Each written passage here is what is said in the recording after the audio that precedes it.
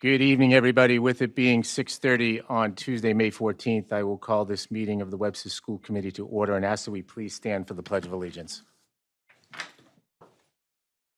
Pledge allegiance to the flag of the United States of America and to the republic for which it stands, one nation, under God, indivisible, liberty and justice.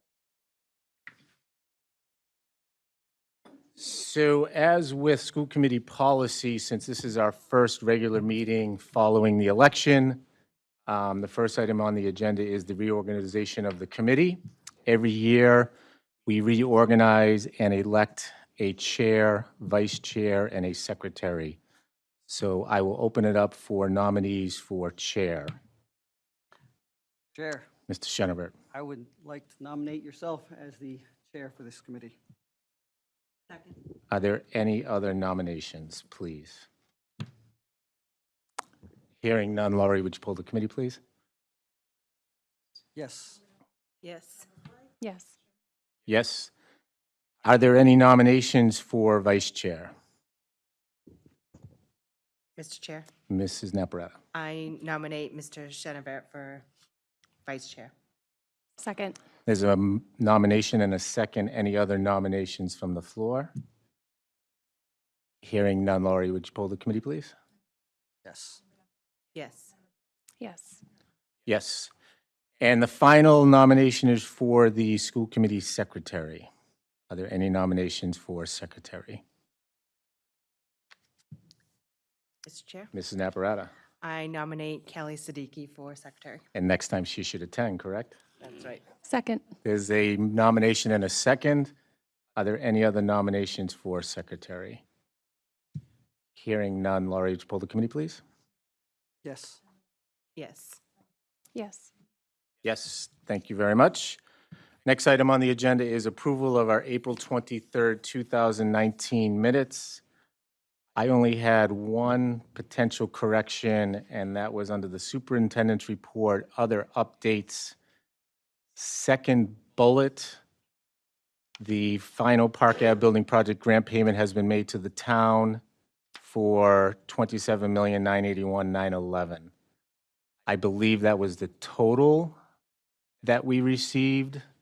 So I don't know if it was, honestly, I can't recall if it was Mrs. Gogan's intent to mention the final payment, or was it her intent to mention the total that we received? And I'm so cool, I have both dollar amounts, so. Either one works for me. So would you be offended if we changed it to final payment of $1,146,015? No, I would not. Are there any other corrections to the meeting minutes from April 23rd? Yeah. $1,146,015. I got it. Hearing no other changes, I will entertain a motion to approve the minutes as amended. So moved. Second. There's a motion and a second. Any further discussion? Hearing none, Laurie, would you poll the committee, please? Yes. Yes. Yes. Yes. Next item on the agenda is the superintendent's report. Good evening, Dr. Gogan. Good evening. How is everyone tonight? We're good so far. Great. I would like to draw your attention to the beautiful artwork that is around our school committee room. This artwork is from the middle school. Art teacher Denise Poitras has filled all of these frames and brought over some handmade sculptures. We will be posting these all around the room and changing them sporadically. So if you can take a moment to enjoy those pictures, I will go on with my report. I did have the Lions Club speech, Tyler Adolfo, on the agenda. Tyler was going to come and finally share his speech on integrity. He was unable to attend tonight. He will come at a later date to share that speech. As you know, he's won several Lions Club contests, and on May 4th, he was in Sturbridge for the state competition. Myself and Mrs. Perangeli and Mrs. Honig and Mr. and Mrs. Hensel attended to support and cheer him on. He did a fabulous job. The speech is totally amazing. All of the 5 students who spoke that day were absolutely incredible, and Tyler was a runner-up, and you will be wowed when he does come. So I want to give a shout out to him. I also want to give a shout out to Park Ave Elementary School for receiving the Healthy Start Award yet again. I thought it was only the 2nd year because this is my 2nd year, but it's the 5th or the 6th year that Park Ave has been recognized by the EOS Foundation for maintaining over 80% participation in the Breakfast Before the Bell. They received another check for $500, which they will be using to replenish rolling carts and materials. Tonight, I am privileged to pay tribute to some of our retirees. And with us tonight, we have Rita Kelly and Kim Dobro. We don't have Roberta Craig, Sue Plouse, or Linda Millett with us, but I want to take a few moments to recognize the staff that have worked for us for years that are retiring. I'm going to start with speaking about Mrs. Kelly. Mrs. Kelly, can you just stand up for a minute while I speak? And I will try not to embarrass you, but I think I might. I want to thank you, Rita, for all of your 42 years of dedicated service to Webster. You began your career back in 1977 as a paraprofessional. We had some fun today, Monique and myself and Mrs. Glennon, taking a look at our old records. We discovered that back in 1977, you made $2.60 an hour, and we couldn't believe it.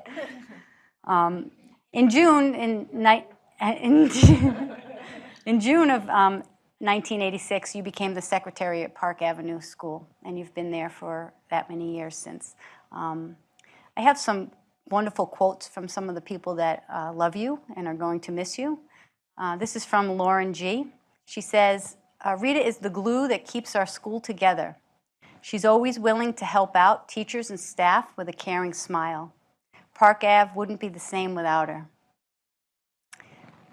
Susan, an academic interventionist at your school, said, Rita is truly the face of Park Avenue and a person entrusted with being on the front line. She works diligently to make sure we have accuracy in important matters and has worked through generations of changes. I remember Rita not only as a colleague here, but when my own children attended this school some 20-odd years ago. I recall being called when my middle daughter split her lip open and I was coming to get her to take her for stitches. Rita was the first person I encountered, and in a kind and gentle manner, she assured me my daughter would be okay, and that it would be probably the first of many boo-boos that she would encounter at school. She is kind, attentive, nurturing, and compassionate to the staff and students alike. Sarah, the nurse, said, I can remember how kind and friendly Rita was when she greeted me when I came to the kindergarten registration packet when Cammie was going to kindergarten back in 2010. We became closer as I worked on PTO events in the next few years. Little did I know she would not only be the constant for my kids throughout their elementary school years, but she would end up being my own go-to person when I became the school nurse. She's helped me navigate being a new employee, even without making me feel like a burden. She has handled a job that has become increasingly difficult as our population has changed over the years with patience, grace, and her presence at Park Avenue will be missed. Jen, a first grade teacher, said, I know for sure I could have come up with some better way to celebrate Rita, but I know that you can buy Rita's love with donuts, coffee, and coffee rolls. She also loves hugs and kisses of the chocolate kind. Deb C., in grade 2 teacher, said she's always willing to help me. With a smile on her face, no matter how busy she is with many responsibilities, she is working all the time. And Mrs. Mackay said, I always say she's my work mom.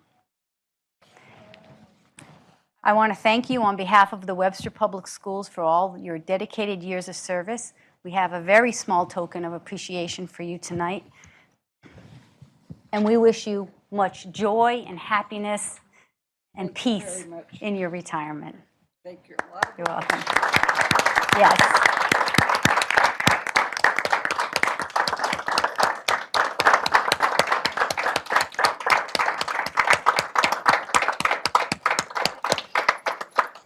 You can't leave because we're going to get pictures.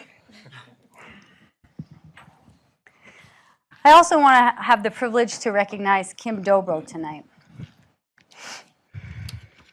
Kim, I heard you were just on a wonderful trip, and your colleagues wanted to make sure that I made sure that you felt like you were still on your trip.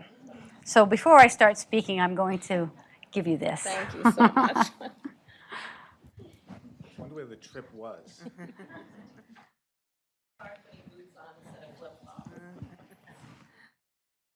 Kim's been a guidance counselor in the Webster Public Schools, and she was hired back in 1992. She began her career at the Webster Middle School and at Park Avenue. You have a total of 26 years of dedicated service here. Bev Gremsky calls you caring, always went the extra mile, and she says, I miss her. And your necklace is from her. Kim Granger said, you've been a tremendous mentor to so many, not just to herself, but to so many fellow teachers. You're an outstanding advocate to many, amazing dedication to the community of Webster, and you have a positive presence. Nancy Guiney says she wants to thank you for passing along the AP to her. She said you've always been consistent and sincere with your conversations with students, and you've always said good morning, and she misses that. Chris Shen said that Kim was a big influence in his life and his career. You were one of the reasons he started working in the Webster Public Schools. He said your knowledge and experience and mentorship has allowed him to become a competent counselor for all the students that he serves. And your colleagues thank you very much, and so do we. And we have a small token of appreciation for you as well. Congratulations on your retirement, and we hope you have many trips to Hawaii. Thank you so much.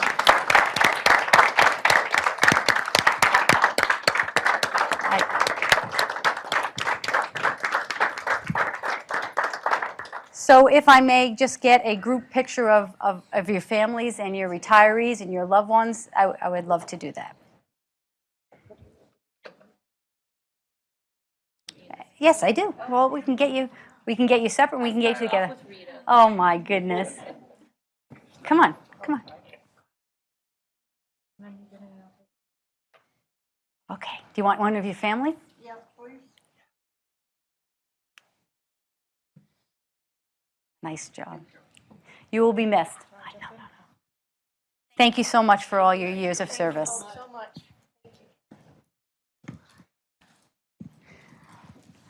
For the people that couldn't be here tonight, I just want to give a shout out to Roberta Craig, our speech and language pathologist. She's retiring at the end of the year. She has 19 years of dedicated service to the Webster Public Schools. To Susan Plouse, the special education teacher. She was hired in 1984, 35 years of dedicated service. And to Linda Millett, a grade 6 teacher. Linda has 32 years of dedicated service to the Webster Public Schools. We want to thank all of them for their years of service to Webster. Going back to my report, I do want to let you know that, as you know, we're involved with the Worcester Collaborative. We have been interviewing for a new executive director. We have held several interviews. Both Kathy Barris and myself have been heavily involved in this process. We have held first round and second rounds and are at the finalist stage between two candidates at this point. The updated collaborative agreement is still being reviewed by the Department of Education, and as soon as I hear, you will hear on that status, and I will be bringing that back to you. Let me interrupt you for one Yes. quick. So I know we had voted potentially to leave the collaborative, but obviously we will continue since A, there's not another member, and B, is it your recommendation at this point to remain in the collaborative? I will clarify. One, you did vote to withdraw from the collaborative. Two, we do have another member. Oxford is the other member that's coming in. And three, it is my recommendation, given the new tuition scales that we are proposing, that Webster stay in the collaborative, and given that we are getting a new executive director, that we can focus on the programming. I think it's in the financial best interest, but an official vote will have to be taken by this school committee once we have the approved Department of Education new collaborative agreement, which will include Webster, Oxford, and Worcester with a set tuition scale, was what the Department of Education was looking for, to have that equitable balance that was missing. So it definitely needs to come back to the school committee. In terms of personnel, Rita Kelly has given us her retirement. I do want to let you know that Jane Walsh has returned, and she has been hired as an ABA at Park Ave Elementary. And yesterday we hired Frank Stearns as our new technology support person. Under other updates for my report, I know that Mr. Cushing, Dr. Cushing will be talking a little bit about the super team event, so I just want to say yet once again, an absolutely incredible evening. Just every year it gets better. And I just want to compliment our students on their powerful ability to verbalize their own stories with such poise and reflection. Everyone left amazed, and congratulations to all of those students. We have a great community fair planned on Saturday from 11 to 2. I want to make sure everyone knows about that, and that will be here on our campus. There'll be bike raffles and music and food trucks and many, many, many vendors. So we are hoping that this is a first of many events to come and people do attend. I would like to let you know that I had the pleasure of meeting with Chris Robert, the owner of Indian Ranch and the owner of what will soon be Samuel Slater Museum. We had the opportunity to take a peek at the Samuel Slater Museum in the makings, and it is going to be phenomenal. A wonderful addition to the community, an interactive museum that not only the students in Webster are going to enjoy, I have a feeling the students across New England are going to come to. In my meeting with Mr. Robert, he has offered to help our schools. So I have certainly asked him to help maybe donate some tickets to the lock-in for the seniors at the graduation night, so we're waiting to hear on that. But he has also offered to develop a system where we're supporting students to go to college. He belongs to a foundation in Florida called the Immokalee Foundation.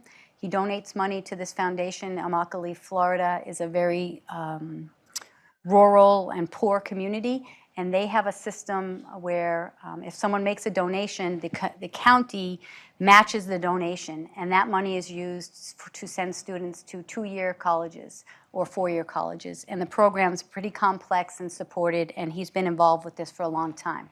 He would like to work with us to develop some sort of feeder system, which is wonderful. We've been talking a little bit about those kind of things missing. So I am meeting with him next week to continue the conversation.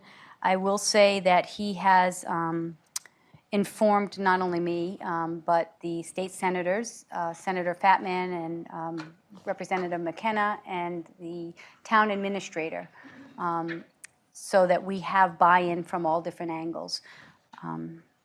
He has offered to commit to a minimum of over $100,000 to sponsor something like this. So I will be working diligently with him to get this off the ground, because I truly believe that this would help all of our children and give opportunities to students that may not have had those type of opportunities. So I'm really excited about that and want to publicly thank him.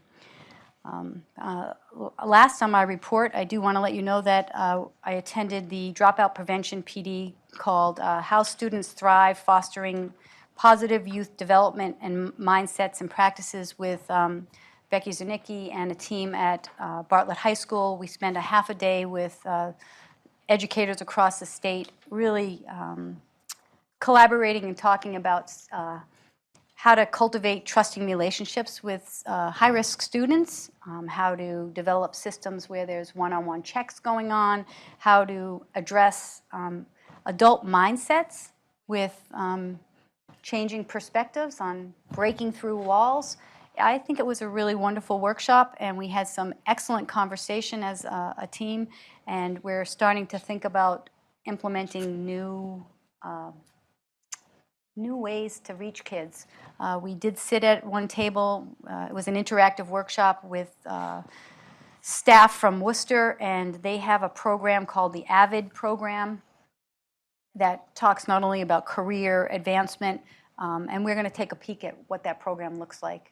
Kathy, you might know what it is. They spoke very highly about the program, so we may go over and take a peek at what that program is. So that concludes my report tonight. Thank you very much. Dr. Cushing, do you do me a huge favor and open up that door, please? Yeah. I don't want anybody to accuse us of violating certain laws. Are there any questions or comments for Dr. Gogan this evening?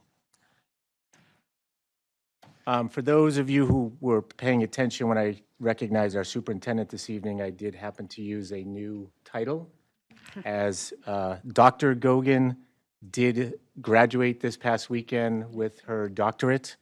I just wanted to take a moment and, first of all, congratulate you on behalf of the school committee. Thank you. I've never been in a doctorate program, and I can't imagine how challenging it is, in addition to having a very challenging job and being a mom and a wife and the 20 other hats that all the women in our society wear on a daily basis. So I just wanted to take a moment and recognize you for achieving and completing your doctorate program. And I do have a small gift on behalf of the school committee. Congratulations. Thank you very much. Thank you. Thank you. Thank you, David. Thank you. That's pretty. That's very pretty. Very challenging, and I'm thrilled that it's over. Just think of all the spare time Yes. you have now. Yes. I'm very excited about that spare time. Do you want to take? Okay. Unless the members object, Thank you. That's pretty. I'm going to postpone the superintendent's report at this moment, and we do have another guest with us this evening, and I would just like to jump to item K, since we have a short agenda. On the agenda is approval of foreign language trip April 2020. In our packets, we did receive some information from Ms. Masterson. She is fortunate enough to be planning a field trip for next April vacation. So this will be April vacation of 2020, in which they intend to go to Rome, Florence, Madrid, and Barcelona. Mrs. Masterson, I didn't know if there was anything else you wanted to share with the committee other than what we received in our packet. Well, thank you. You can come join us if you want, yeah. Thank you.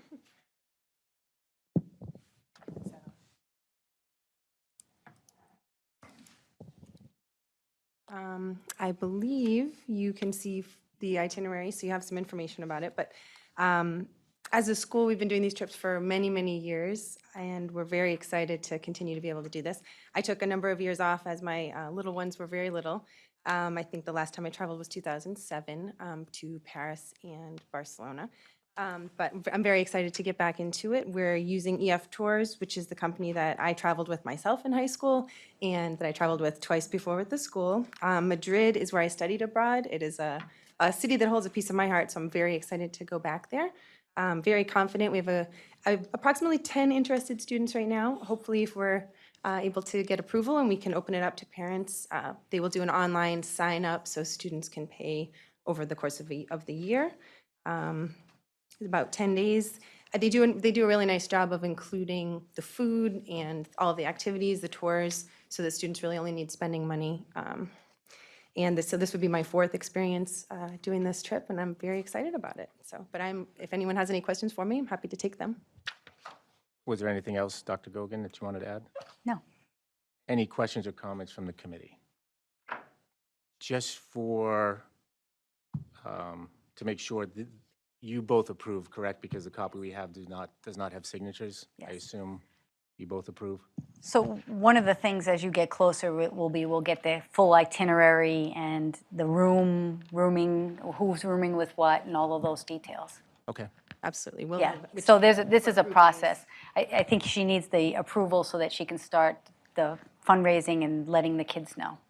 I can probably speak for the entire committee. If you're looking for chaperones, please let us know. Yes. And I'm sure Yeah, you have a there's long, been some interest. We may have to, the adult interest is the one that's going to have to turn away. there's so. quite a long list already, and that doesn't even Yes. include central office.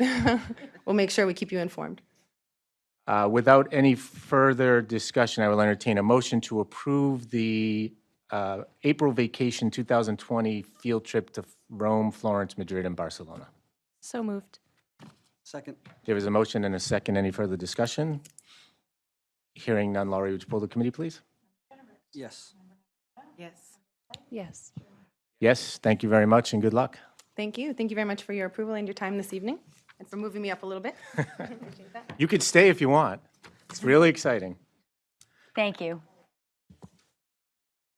Continuing with the superintendent's report, I appreciate the business manager's patience, and we'll move to the business manager report. Good evening, Mrs. Perangeli. Good evening, Mr. Chairman. Thank you. On my agenda tonight, we are back here at the end of year closeout again. It feels like the school year just started and budget hasn't stopped all season long. We've been closing one, opening another, and working on a new one. So I am back here asking for your approval to allow transfer of funds between multiple accounts, and this will help expedite the end of year process for me. At the end of the year, once closeout is complete, if you have any questions, I'm happy to bring all these transfers for you. You will be seeing closeout budgets as we go through the process, so I will be bringing all of that forward. Any questions or comments related to Mrs. Perangeli's end-of-year transfer request? Again, this is something that we've done for as long as I've been on the committee, and it's a lot easier, obviously, for the professionals in the district to make these transfers, communicating those to us on a regular basis, and then final approval than it is to handle these at each meeting. So, hearing no questions or comments, I will entertain a motion to approve the business manager's request to transfer funds in the FY19 school year budget. So moved. Second. There was a motion and a second. Any further discussion? Hearing none, Laurie, would you poll the committee, please? Yes. Yes. Yes. Yes. Thank you. Second item on my agenda is update of town meeting. So last night, we had our annual town meeting at Town Hall where they approved a new school budget. They approved the overall town budget, which included a line item for the school budget of $21,630,749. So we will be coming back later in the agenda for the school committee's approval. We'll update where those adjustments and additional funds went, because as you know, there was additional money that came in after the last budget was approved by school committee. So Dr. Gogan and I had looked at the budget and included the additional funds. And we are hopeful that as the state moves through the process, there will be additional monies coming into the town. And we will have to regroup with the town manager to see how we're going to we know pretty much how we're going to divvy that up, but depending on final, we'll have to come back again, hopefully, and ask for an updated budget. Actually, I attended the selectmen's meeting last night prior to town meeting, and the town administrator stated that if the Senate budget does get approved or something that's above what he proposed or what was approved last night from the House budget, that would actually have to be approved at town meeting. Correct. And I'm expecting it would go to the fall town meeting, Correct. which would That's- increase our budgets. Right. That was his Yep. intent, unless there was something urgent that the Board of Selectmen decided to call a special, but I Correct. doubt that will occur. Yep. So overall, it was a very good meeting, not too much controversy, I would say, during the meeting. There was only one article. They were looking for some rezoning or overlay on Thompson Road to potential add retail marijuana. And, you know, we feel strongly that those should stay away from our schools and our areas around the schools, the drug-free zone. And there's a lot of traffic in the areas, and it's our responsibility to speak out on behalf of that and make sure that we keep our students, staff, and parents safe in the area. So that was passed over, which I'm happy about.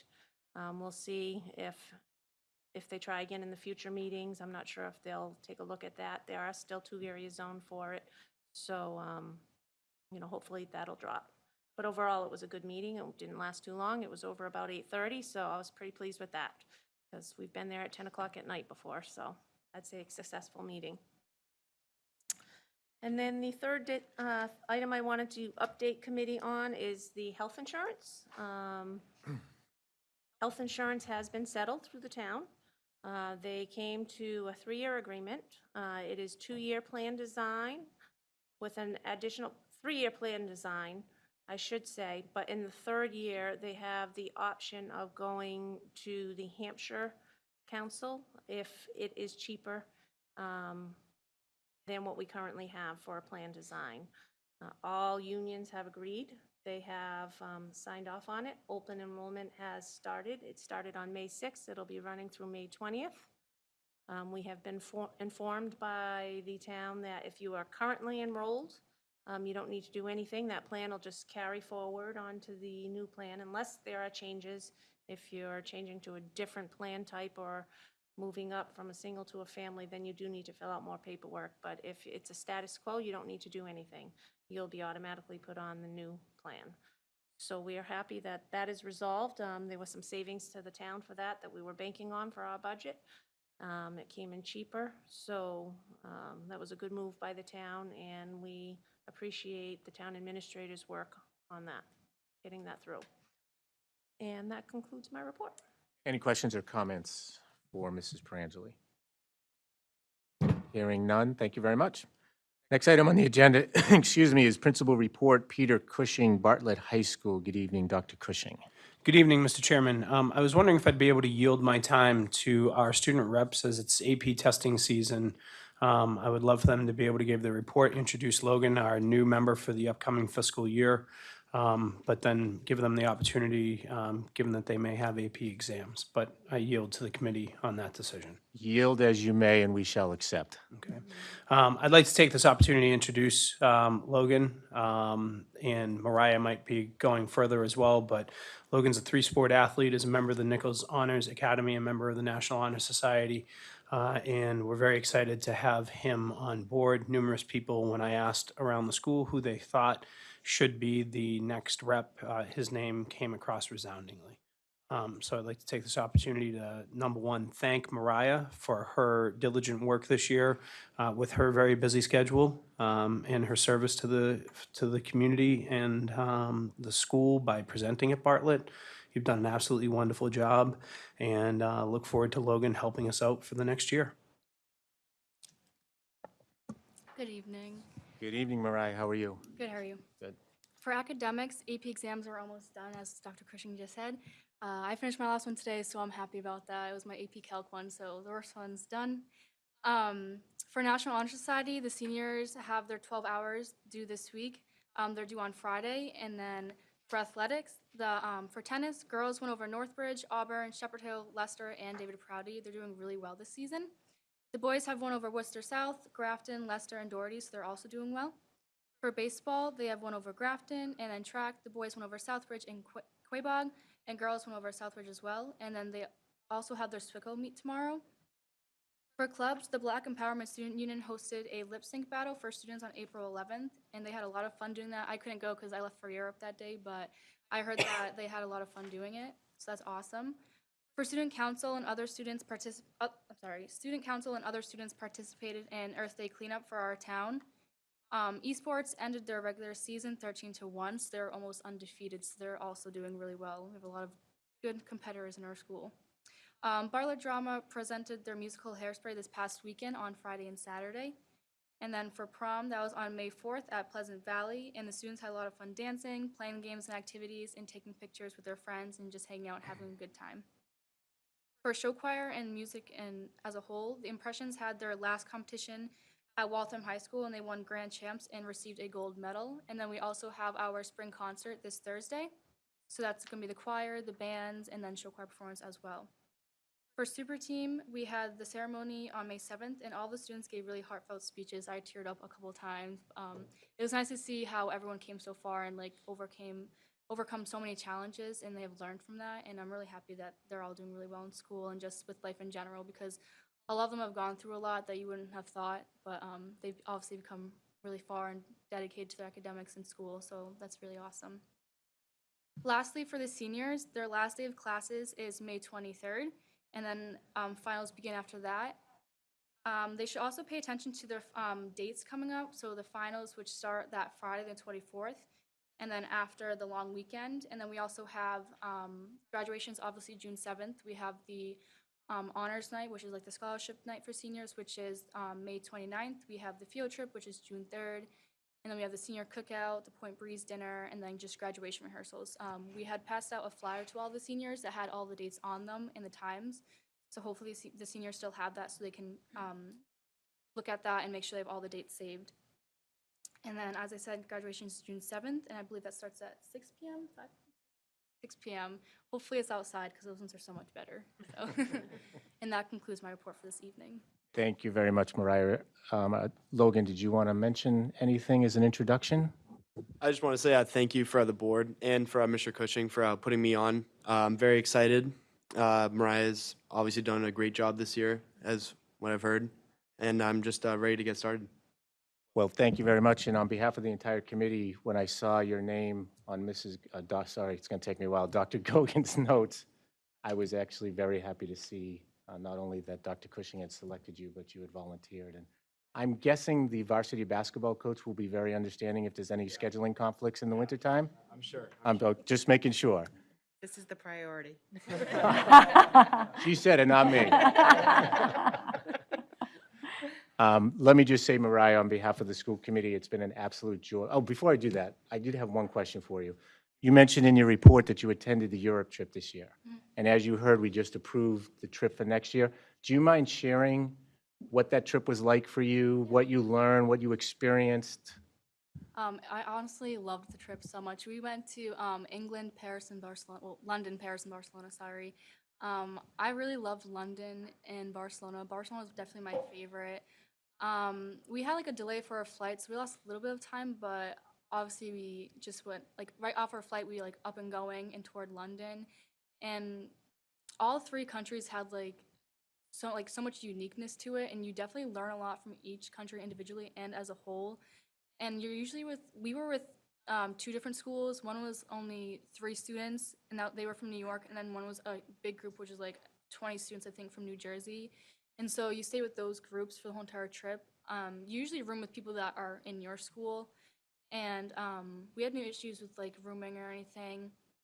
All the hotels were really nice. It included like breakfast buffets for all the hotels, and then dinner was like there were reservations every single night, and then lunch was like kind of like you were roaming on your own with your friends. So like you would meet somewhere, and then you'd have free time to roam like in certain areas, and then you'd meet back there at a certain time. So that's when you would get lunch and like go shopping or like see new places. Our tour guide showed us like a lot of museums and like the free parks that you could go to. We saw a lot of cathedrals. We saw Notre Dame, La Sagrada Familia, and that one's really, really cool. They're still working on it too, and they've been working on it for like a long time. I have a lot of pictures. I took like 900 pictures, I think. Wow. But it was worth it. I loved it. And I think that students, if they have the opportunity to go on it, they should. And if you fundraise and like work through with your parents or guardians, like it could be affordable. You just have to make sure you fundraise and like really work for it. I worked a lot during like the summertime of school year to like help pay for it, but I think it was definitely worth every penny, and I loved it. And I would definitely want to go back. Well, again, thank you very much. And just on behalf of the entire school committee, as I was saying before, you've been an absolute joy to have this year. This is finishing up my 5th year on the committee, and all 5 student reps from Bartlett have been amazing. And it's been wonderful because they've all been different personalities, which is really neat for every year. So I just want to really thank you. I know these meetings can sometimes get a little tedious and boring and not always the most exciting, but not only the information that you provided, but your professionalism and your poise. It's been an absolute joy to have you with us this year, and I know you're going to have a fantastic time at UMass. And no matter what you do, I am absolutely confident that you will be very successful. Thank you. And I think Dr. Gogan has a few closing words. Mariah, you've been a wonderful addition to every school committee meeting, and this is just a small token of appreciation. We learn so much more from the students' perspective than from our perspective, and so there's a lot of pressure on you, Logan, to bring that kind of news to us. We know that you're going to do great things, and we thank you for all the time that you've committed to this. Thank you. You've been a wonderful addition. Thank you.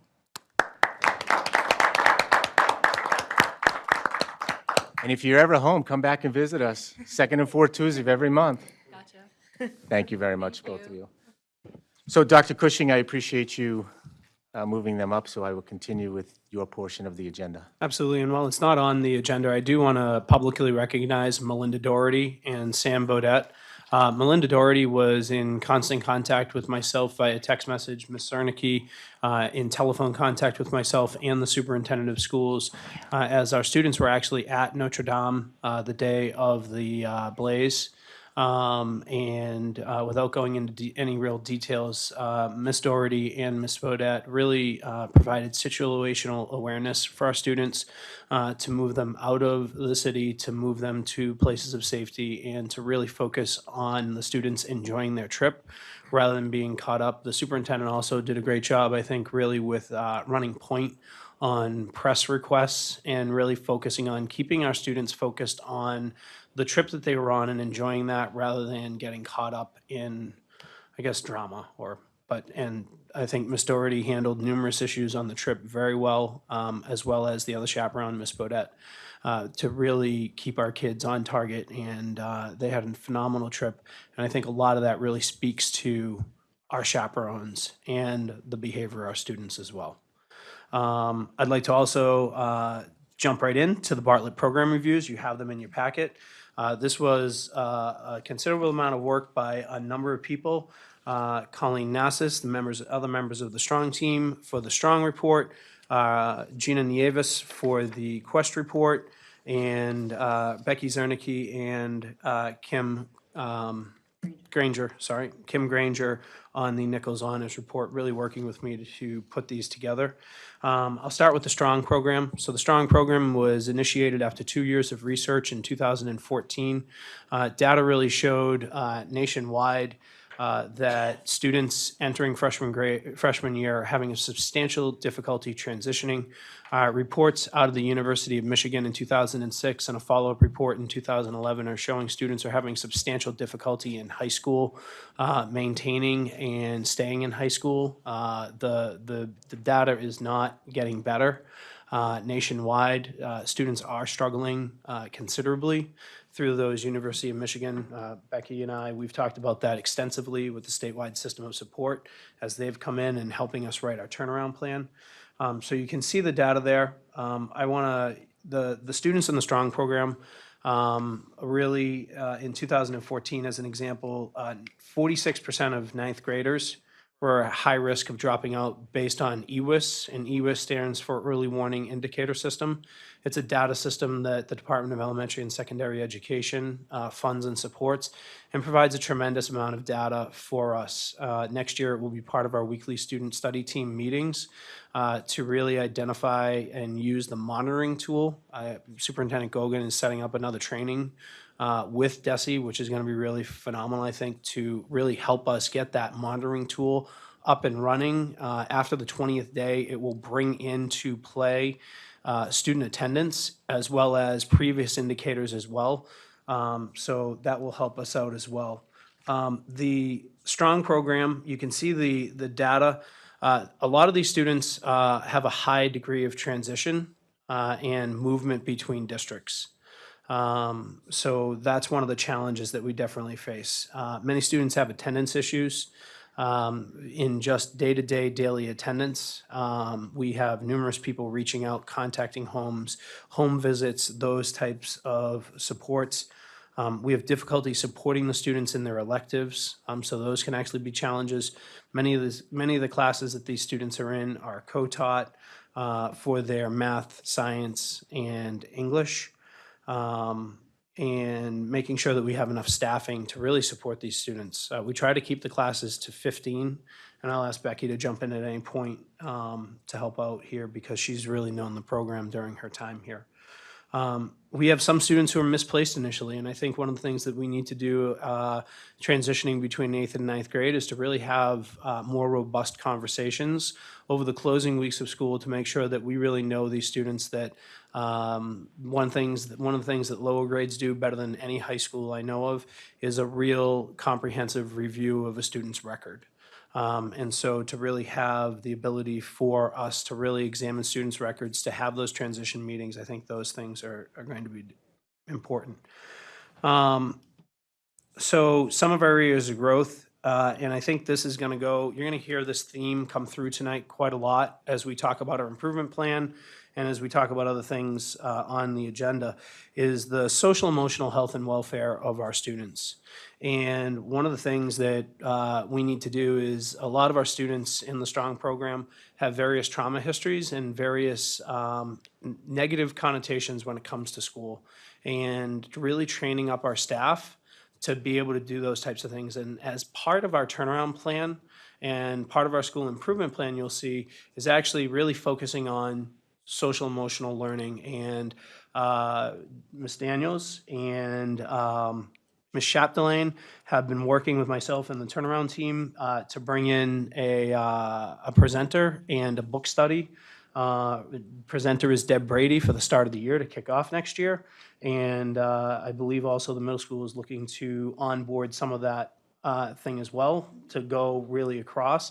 So that social emotional support to really help and support our kids is there. We really want to try to find a way to wrap students into their sophomore year with the STRONG program, but one of the things is figuring out staffing around that.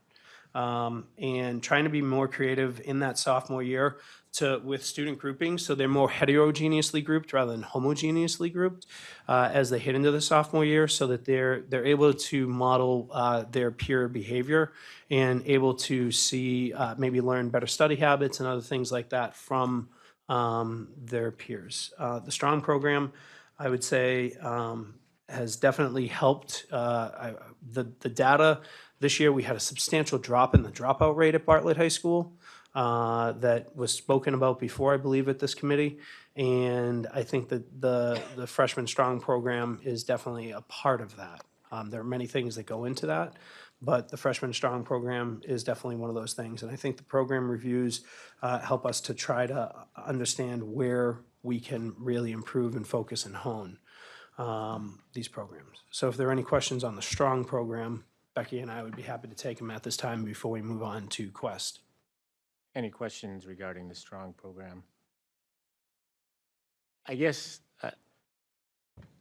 I know you're new and you're relatively new. Quite honestly, sometimes one thing I do struggle with, and I know firsthand how difficult the population is that we serve. But I also know that we as a district have increased our budget by millions of dollars over the last 4 years, and the vast majority of those new positions have gone towards the issue of addressing social and emotional needs in the district. And it's not just Bartlett, obviously. It's throughout the district. And this report, and this is not your fault because this is your first year, but the report that you just gave is very similar to the same report that I've heard 3-4 years ago by the former principal. And maybe these issues cannot be resolved or improved, but it just at times feels to me that I keep hearing the same concerns. We keep increasing our budget and increasing resources, and I don't see the results of those additional resources. And I know it's hard to, I come from a world where I don't have a job unless I have a high return on the investment of what my managers are looking for. And I understand in the field of education that's difficult, but that's a concern of mine when looking at these types of programs. And I think I've shared this concern privately for at least over a year. The one thing that I will say is that in speaking with colleagues across the state, the social emotional crisis and I think it effectively needs to be termed a crisis. The Massachusetts School Administrators Association about 5 years ago started a program called Excel, really focusing on social emotional learning across the state and bringing in schools to be members of cohorts to really focus on this. The level of trauma that a lot of our students are facing, the level of anxiety and other social emotional difficulties are unparalleled in the history of schooling. And what we're facing, I think, is really trying to figure out a way to really get ahead of it, where it's, in a way, it about over the past decade, it seems to have really come upon us. But I know Ms. Cernicki was going to speak to it as well. I would just like to add in there, I think that your perspective is dead on. We have definitely been allocating resources, even in my short time here, to additional guidance counselors, to additional support staff. We have built some bridges for UInc to come in. I know there's been a school psychologist. I know there's been an intense amount of professional development around social emotional training in this district over the course of many, many years.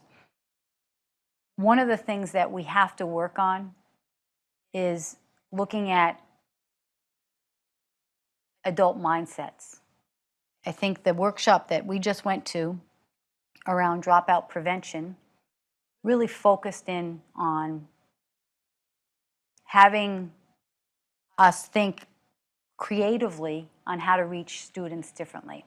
We have the resources and we have the people, but we need to set up different structures in place. And,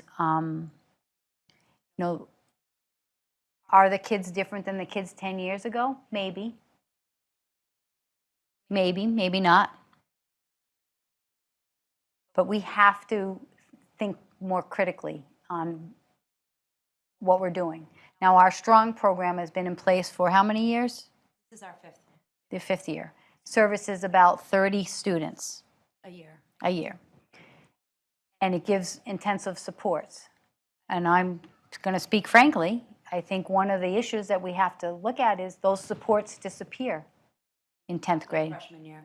And so are we really helping students? Have they owned those skills? So we have to think bigger on how we're supporting all kids in the high school. And I think that's been the core of our conversation with the administrators at the high school, is how to open up and so kids have equitable opportunities. We have the STRONG program, we have the Nichols program, and it can be exclusive. Only certain kids get into it. And so we want to open up the doors for those kind of supports that kids might need, all kids, the kids in the middle. And if students need to take Nichols Honors, they can take a Nichols Honors class. And I think tonight when they present with their program of studies, we're starting to take those steps in that area. There's no one answer that says if we buy this program, we're going to meet all the kids' needs. But I do think some of the things that we're beginning to talk about, unconscious biases, mindsets, how are we being proactive and not getting engaged in power struggles with students? It's everyone's responsibility. It's not just a guidance counselor's responsibilities to address social emotional needs. It's culture. And so I think we're getting towards there, and I understand your level of frustration with the resources. And just in my short time here, I know that we've increased school psychologists, counselors. It's not one person who's going to fix this. It's programs, it's structures, and yeah, and I just want to say both the STRONG program and the Nichols Honors program, when we brought them in, it didn't cost the district any more money. We just revamped and restructured what we already had to kind of support the kids in a way that we knew worked in Fitchburg. And if you do look at the numbers, we do see an increase in success with the STRONG kids. over the course of the years. And last year was the first year we had kids graduate that did go through the Strong program their freshman year. And that's the year that we saw a 4% decrease in our dropout rate. Does it correlate? Possibly. We'd have to dig deeper to figure that out. But we are seeing success with this program. Mr. Chair. Yes. I agree, in looking at the information, you can see those areas of success with the students that continue to be enrolled at Bartlett. I think there's a high number of students that begin the program and move out, and I think that speaks to the transient population, because oftentimes of family stressors, children are moving. But of the students that have not moved out of district or school choiced out, the majority are still in school.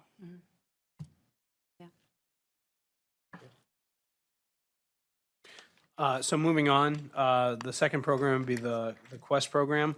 So Quest was first planned and designed and implemented 2013-2014 school year. Students served, you can see the numbers there per year, the number of students served. Right now, we're really trying to maintain about 22 students in the program based on the level of staffing that we have. And so the amount of time that students received Quest support, you can see that there as well. So the student outcomes, Quest has had a number of students who have graduated, but one of the things that you have are some of the challenges. And so while speaking about the transient nature of the population, some of our Quest students do face some significant challenges.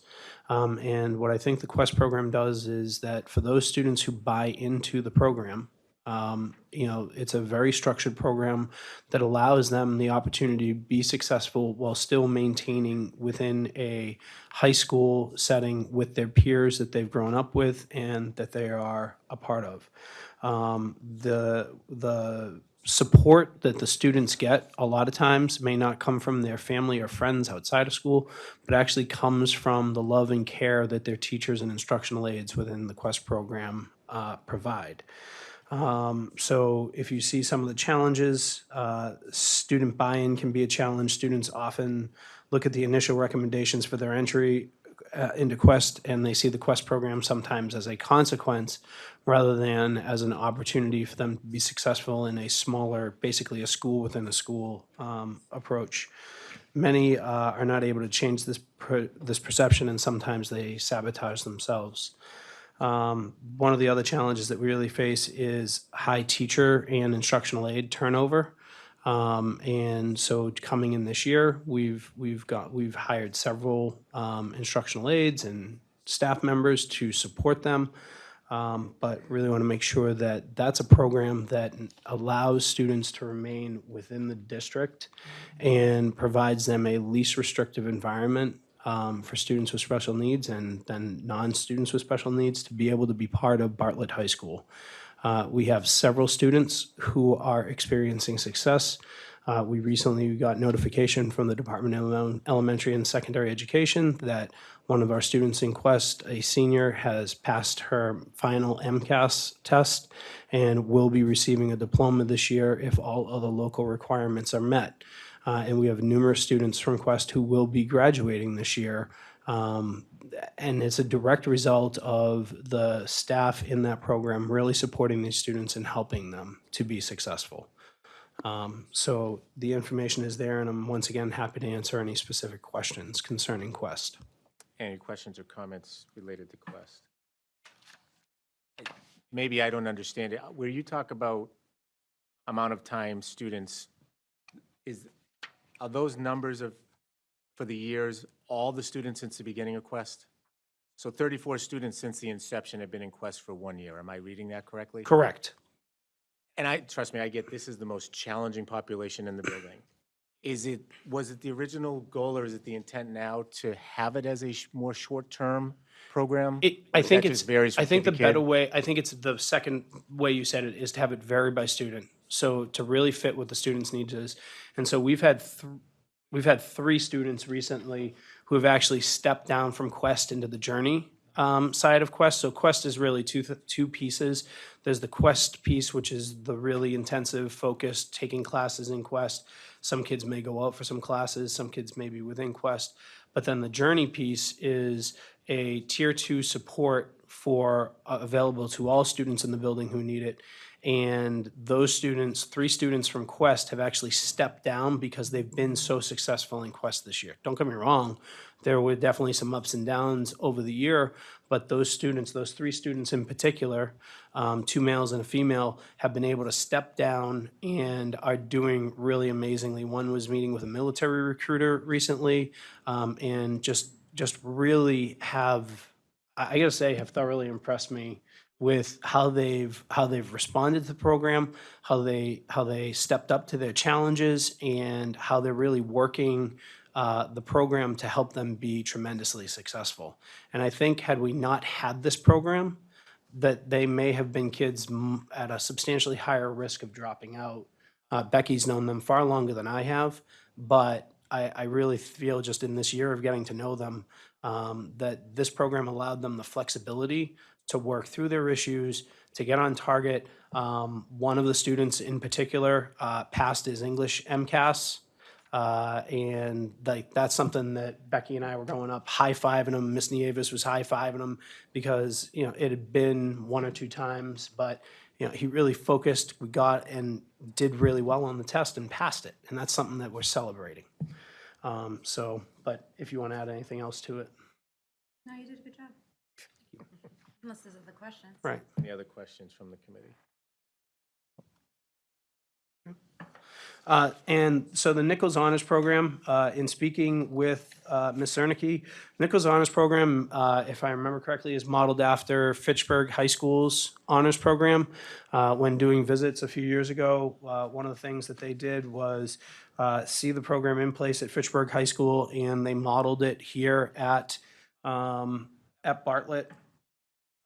So right now, 24 students are accepted each year. If there are that many students who apply and meet the requirements, I believe this year we had about 32 students apply.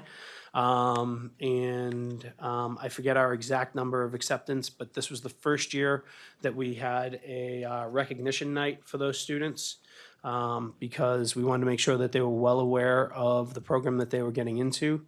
You can see the program, the demographics of students, all right, that you have there. You can also see the Nichols Honors demographics on further pages as regards to other information as well for each cohort. So you have that information there as well. They're really, Nichols and others have provided support throughout the years for this program. We provide busing, I believe, for the students to get to Nichols. But other than that, if I remember, Ms. Perangeli might be able to help me out with that. I believe it's pretty much a budget neutral Nichols program. actually pays for the buses Okay. through the fells.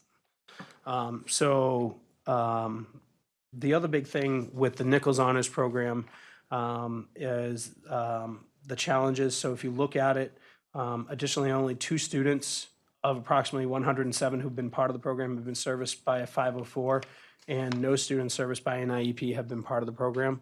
So I think when we're talking about equity, and as Superintendent Kogan mentioned earlier, one of the things that we really need to do is try to find ways to open the doors for students. And one of the things that we've had extensive discussions with our counseling department, myself, Ms. Zernicke, is about ways, right now it's an application process where students almost self-select at the middle school.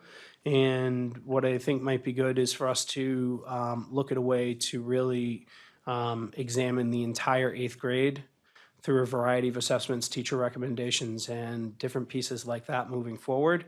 And kind of a shift from, right now we have an all or nothing Nichols model, but if there's room in Nichols Honors Academy classes for non-full Nichols, for lack of a better term, students to participate in those, then I think that's a good opportunity for us to fill those seats. One of the challenges that we're facing in our science classes is the recommendation from OSHA that there's a hard cap on the number of students in those science classes of 24, which is going to prove to be a challenge when it comes to scheduling in some classes. Actively recruiting underrepresented and traditionally marginalized groups is an area for us to grow. The hard cap of 24 seems arbitrary with the exception of those science classes. So what I'd like to do is really like to see us try to expand to 28 or somewhere in that neighborhood for those non-Nichols Honors Academy, those non-full Nichols kids. But we also want to make sure that we don't dilute the program. We want to make sure that it does have a cachet, but provide more opportunities for students to be a part with their peers. The other thing too is the half days at Nichols College have not been mandatory. And so what we really want, what we're going to do next year, not what we want to do, what we're going to do is we're going to make at least 3 of them mandatory throughout the year, realizing that students may have other commitments on those half days, but make sure that they are committing to at least 3 of those half days. And then we'll take a look at it as the year goes on next year and see if we can expand those to more of those half days. Excuse me. The other challenge is getting students to enroll in the accelerated courses so they're able to take the accelerated courses. But what we found is not a lot of students are taking those accelerated courses. And the half-day trips is a challenge because they're voluntary.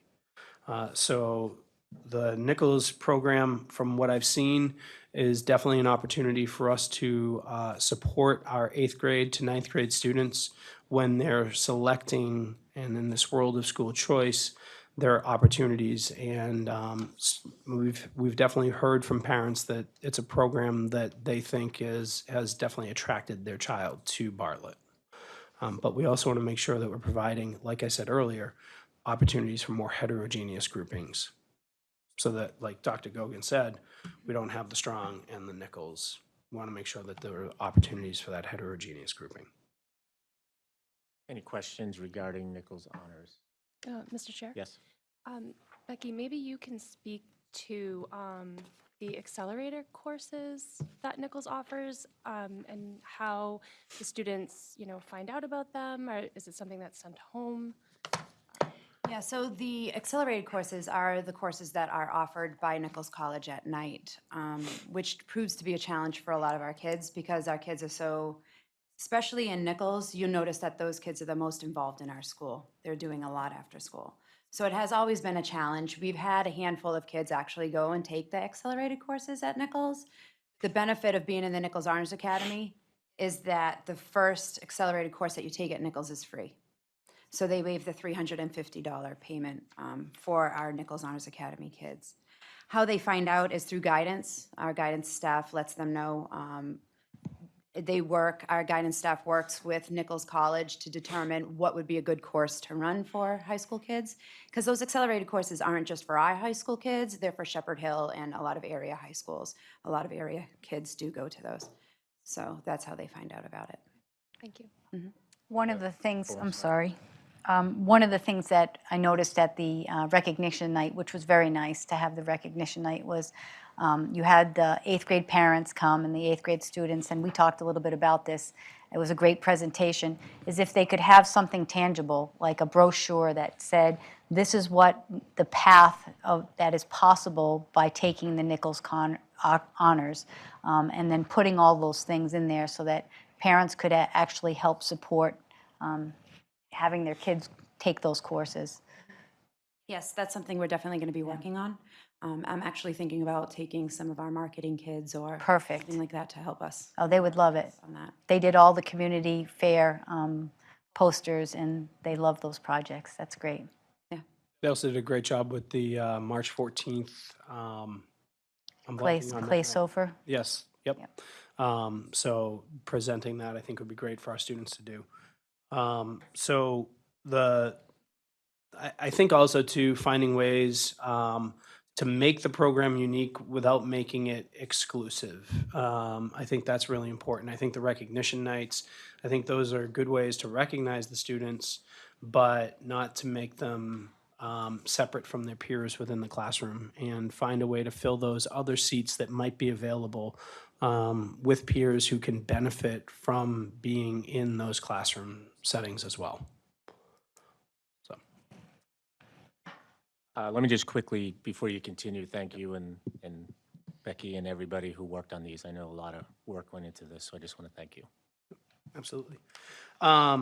So super team recap, there were many people here who were around the table, and I think both Mr. Hurton and Dr. Gogan did a really great, I think you both did a great job at the end of the night, kind of recapping the themes that came through student speeches. And I think too, though, one of the things that I noticed listening to the speeches was the social emotional piece coming through as well. And some of the challenges that our students have faced and battled through, and that they didn't come fit. The message that I got was they didn't come through it alone, but they came through with support.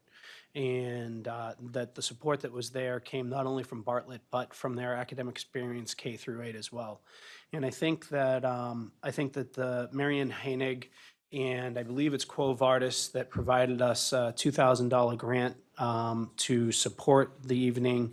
I really think that those are the types of events that make Bartlett so special. And the fact that we're able to have it down in the Raceway and have that venue that just makes it feel like home, to be honest, in the old barn. And it just really was a great night to see the chief of police and so many faculty and staff that were there to be able to support them. We moved our faculty meeting so that people could be able to attend from last week to today. And I was just very impressed with the amount of Bartlett staff who came out to support our students. And as Dr. Gogan already mentioned, I think the speeches were simply amazing and just made a terrific night. So really great credit goes out to Mrs. Heinig, and I wish I knew who started it all those years ago, because whoever had the vision to do that really set up and established a great tradition at Bartlett. So while not on the agenda, it'll fall under the senior activities flyer. I do want to talk about a new tradition that's starting with a grant that the district received from Dr. Gogan, applying for it through the district attorney, $5,000, and other money that's coming in from various sources, but really being driven by Donna Hurton and Gina Nieves, picking up the torch and carrying the first annual Bartlett High School project graduation lock-in. So for those of you who have seniors, we look forward to seeing them, their permission slips coming in and being locked in at the permission slip is in your packet as well at Mohegan Bowl. We have a lot of great activities. We just signed up the photo booth, the food coming in from various places being donated by Mexicali. Mr. Jennis will be making breakfast for the students and many other great events throughout the night. And so anyone you can talk it up to. What I said to the seniors was that tradition starts somewhere, and the tradition is starting here. And so these are great programs that allow students to have a safe opportunity after prom or graduation to have chemical health-free nights and to really focus on just having a good time. So you have the senior activities flyer, I believe, in your packet with all of the events, dates, times, and everything that's going on. So feel free to add them to your Google Calendar. And we may have to move around the times of 1 or 2 events during the day because of the next item on our agenda. That's the Math and Science MCAS. So in the infinite wisdom of the Department of Elementary and Secondary Education, the Science MCAS operational tests will be happening on June 4th and 5th. And the infinite wisdom is that, number one, that's during graduation week. And normally there are a lot of snow days which push things around.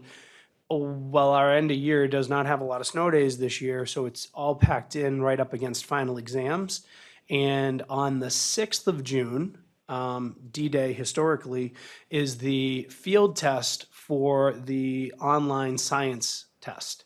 So students will be going from taking their science actual operational exam required for high school graduation on the 4th and the 5th, and then the field test will be on the 6th. So that's Exams start on the 10th. right, and we have graduation on the 7th. A lot of senior activities going on. So in talking with fellow high school principals, one who was quite animated in a conversation with a certain high-level ranking official, the department has promised to be more communicative and involve principals in the timing of such things because of just how everything is so packed.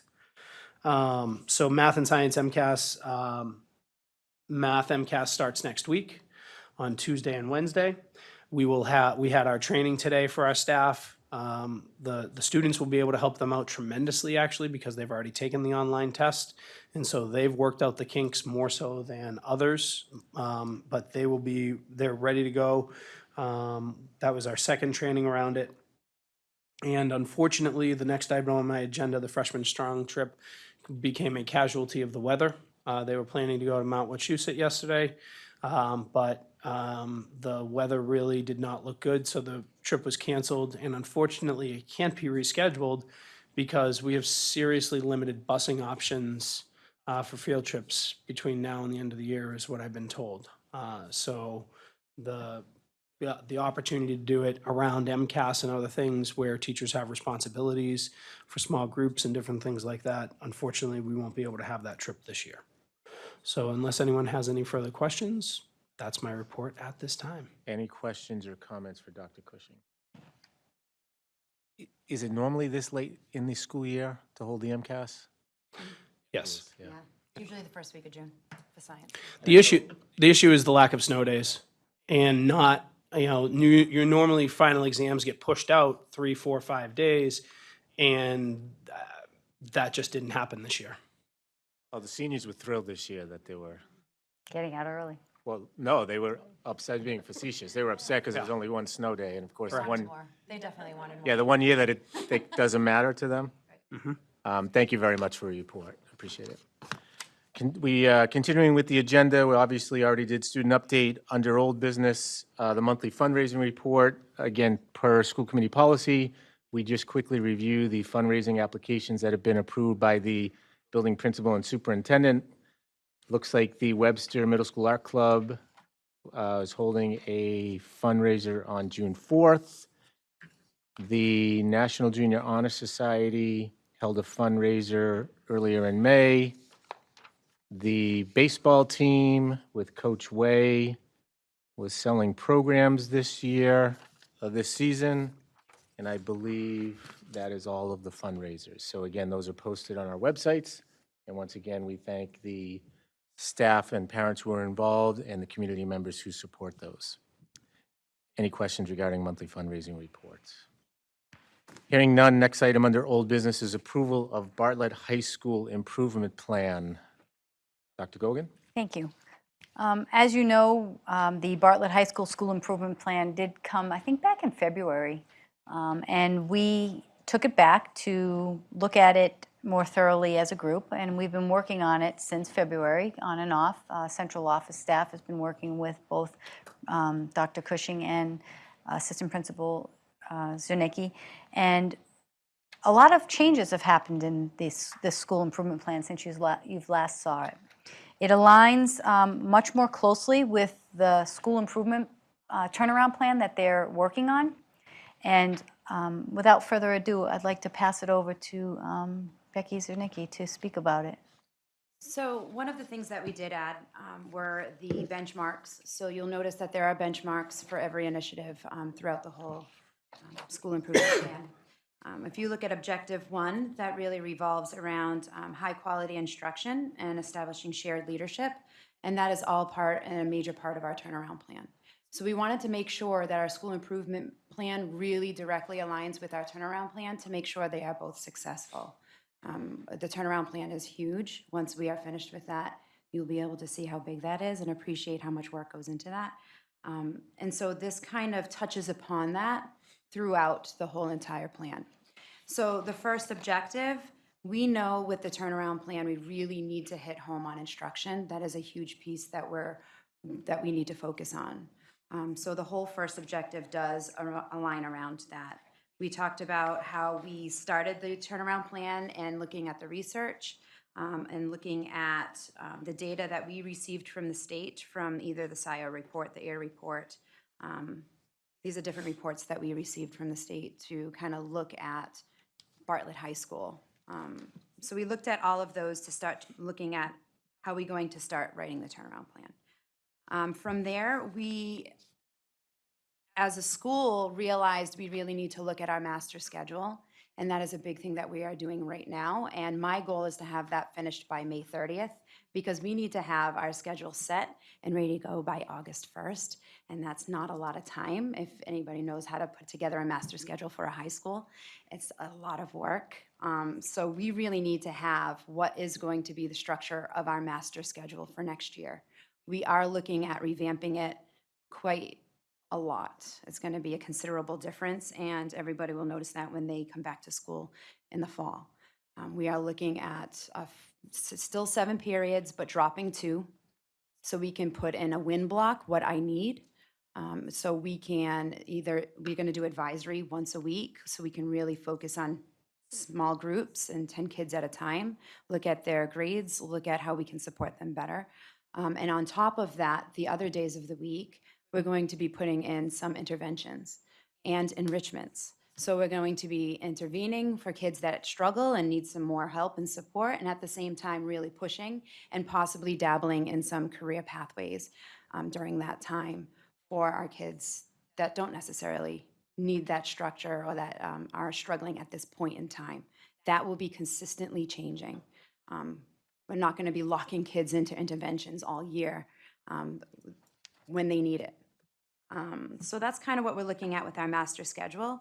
And on top of that, that's going to also help support and put in more common planning time for our teachers. So when we talk about changing instruction, we know that when we have professional development, we need to embed some kind of coaching within our school to make sure it follows through. So what we're really looking at is time for teachers to plan and really do lesson studies, which is something that we've learned through DSAC a couple years ago, but we never had time to do. So now we'll have the time to actually have our teachers look at lessons. How are we going to embed more student discourse within our lessons? Talk about that at the table, put it into lessons, go back and teach it, come back to the table and talk about what worked, what didn't work, what can we change for next time, and really support our teachers in that manner. So the schedule is a huge piece in all of this. It's the structure that will allow us to get this done. So that's something we are currently working on, and hopefully we'll have it set for May 30th. Yes? Yes. You want to add to that? We're actually meeting weekly as a scheduling committee to really try to hash out the details. One of the concerns is making sure that students in the intervention blocks every 4 to 6 weeks are being revisited to make sure that if they're done with an intervention block, that we either move them to a new intervention or an enrichment or something along those lines. We're also trying to really get a band/chorus opportunity, whereas we don't really have the opportunity within the school day. And as Becky mentioned earlier with our Nichols Honors kids, our band students and chorus students are usually involved in many activities after school. So if we can get those students to meet 1 or 2 days per week, that would be a real win for us as well in that win block. So. Okay. So if you follow through with this, Initiative 1.3 is the specific techniques to help promote more student discourse. When we looked at our SIOR report, which is the report we received from the state, we noticed that this is an area that we're really lacking. We need more student discourse so we can have more instructional dialogue within our classrooms, so the students can be more collaborative and set them up for 21st century skills for when they leave us. What we really want is a well-rounded student who can be successful in college or career when they leave us. And that's what we really want to focus on and set our kids up for. So that's what all of 1.3 is really about. I don't know how in-depth you really want me to get into this, because I know. Okay, I'll keep going. Learning targets and success criteria is something that we know we are. We do have teachers who use them and use them daily, and we have teachers who don't. So there is some inequity with all of that. So that is something that Peter brought in a couple weeks ago during our half-day PD, and he brought in learning targets and success criteria, sat with our staff, talked about it, had them work on some for their upcoming lessons, and it was a good PD that we started with. So, and that's part of this plan too, which is the next part. I'll move on to Objective 2. Objective 2 is talking about employing intentional practices to improve teacher-specific feedback and student-responsive instruction. So in this piece, we're really talking about observations with, only administrators can do observations, so observations with administrators going in and giving feedback to teachers on the specific things that we are focusing on with our turnaround plan. And also, the next piece is bringing in the universal design for learning. We have a lot of teachers going through the first piece of PD this year, about 5, correct? Yes. With you. And then next year, the plan for that is to have them coach other teachers and start with a pilot and get those other teachers starting to use the UDL strategies. So we want to start small to grow big. With that piece. And we want to make sure it fits in well with our turnaround plan at the same time. And on June 1st faculty meeting, Ms. Argentieri, who's our designated coach, going to additional trainings with Universal Design for Learning, will actually be leading the faculty meeting to really start getting teachers to think about what UDL really means and how we can start, as Becky said, we're going to go small to go big. And so start a slow burn and carry it through the next fiscal year, the next academic year, and then really start to build it out into years 2 and 3 of the turnaround plan. So moving on to strategic objective 3. This really focuses around social emotional learning and social emotional support. It was great to go to PD on May 8th with Dr. Goyan. I learned a couple things that I think would be valuable to bring back to our staff. I feel as though we do have some staff that do employ a lot of these things, especially within our STRONG program. Those teachers are really good at everything that we learned, but it would be great to take that and infuse it into the rest of the staff. So that would be a nice piece on top of the social emotional real focus that we're going to be starting on right at the very beginning of the year next year in August with all of our staff. So that's kind of laid out here for you. And I know on your copies, it's black and white, and the font didn't change, but strategic objective 3 specifically says, establish a culture and environment characterized by respect and support for all groups while supporting the social, emotional, and behavioral needs of all individual students. Oh, could you, the one I had was all black, so I apologize. We're extra special, thanks to. All right, my apologies. One thing I really do want to hit on this objective would be Initiative 3.3. We talked about, we do have weekly meetings, we call it SARS, the Students at Risk. So we kind of sit down as a team, it's administration, it's guidance, it's the nurse, it's all of our crisis team really, sitting around and talking about specific students and supports that they may need, kind of informing the group of something they may be currently going through to help support them a little bit better so more people in the building know what's happening. So we have that piece in here, we want to make sure that continues. But the second piece is a little change with the turnaround plan also. Instead of calling it advisory, we're calling it team. We're making sure almost every adult in the building will have like a group of 10 kids weekly that they're going to sit with, look at their grades, look at how are they doing attendance-wise, calling home, finding out where these kids are, really reaching out and making those connections with the home and with parents and family to make sure and support our kids a little bit better than what we're currently doing. We do have advisory now. They meet twice a month on Thursdays for a half hour each. It's not enough time. And on top of that, they do a lot of icebreaker activities or team building kind of things, which is good because the focus is really to make sure every student in our building has an adult that they can go to. At the same time, it's kind of getting stale at this point. We've been doing it for years. We've been trying to breathe new life into it every year, but it's still kind of falling short. So as a result of that, we figured it would be, this is a great time to start changing that and to make sure that we can have something in place to help support our kids a little bit better. The real focus too is reducing the number of students. Right now, some advisories have up 16, 20 students in them, but really reducing that number down to 10, expanding the number of people in the building, instructional aides, I mean, basically Us. anyone, us, You to wanna take me really, through? to really lower that number. So it can be, we also want to give, right now it's done alphabetically. We started today, put out a list of every single student in the building and on a spreadsheet, and have adult 1, adult 2, adult 3, adult 4, onward and upwards. And we have faculty and staff. We gave them the last 15, 20 minutes of our faculty meeting today to really start going through that and identify kids that they feel they have a connection with. But we also want to give students a voice/choice in their selection process for their advisory. So really trying to, in that team block, sorry, I keep saying advisory, but that team block, to really focus on what the students are thinking and what the student needs are. And we changed the name from advisory to team on purpose because the focus is different.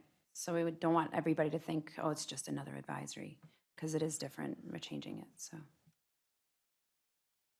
And then the last objective is focusing on attendance. We are struggling with attendance this year. So we started an attendance committee a few months back to kind of look at what can we do. We researched area schools to see what they do for attendance and trying to figure out what works best for Bartlett and for our kids. We talked about incentives and instituting incentives for students for different reasons, for revolving around attendance. Bringing back our recognition breakfast, which the kids really liked. In the past, we've done it for the grade level that had the highest percentage for the quarter. Now we're talking about giving it to all the kids that have a 90% or above attendance rate, instead of just honing in on one grade level, to really reward the individual rather than the group in that aspect. So that's one thing that we're kind of looking at too.